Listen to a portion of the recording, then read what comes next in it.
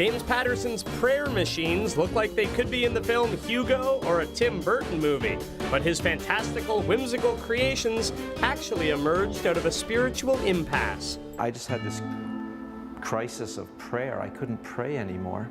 Couldn't find the words for it, which is a big part of my life. I started getting distressed about it. And then I started thinking, I'm a visual person more than a verbal person. What would my prayers look like? And I started playing with wire, sticking them in blocks of wood, getting little compositions going, and then sort of my prayer life returned, and then the artist kind of took over. And you like people to touch your art, right? It's about the interaction. Yeah. Wow. For me, I think a prayer machine is it's giving physical form to thought and imagination, which is a really hard thing to do. Yeah. And it's great because then people can actually see your thoughts. I feel like that's really the way that James is able to connect with his audience. Like, you can look at it, right, and bring your own story in them, totally separate from what I may have intended them to be. And I think that's a really neat bridge for people.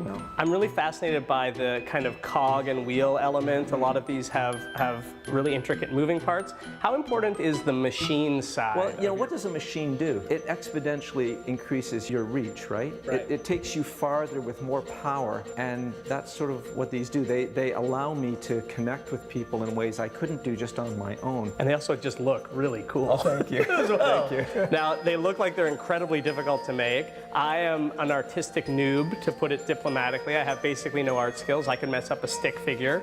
Can you try to show me how to make one of these? I'd love to. Okay, let's go over here and I'll fail in front of you. Okay, so James, here we go. You're gonna teach me how to make a prayer machine.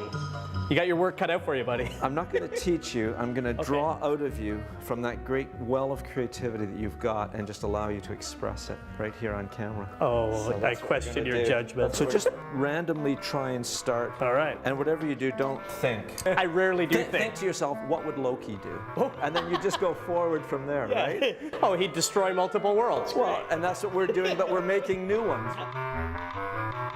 Ah, there we go. This is my finished product. What do you think, James? You proud? Teddy, you're good, but you're not that good. That's one of James's prayer machines, but this is the one I built with your help and tutelage, so thank you. Prayer machine. Awesome machine. My initials too, TW.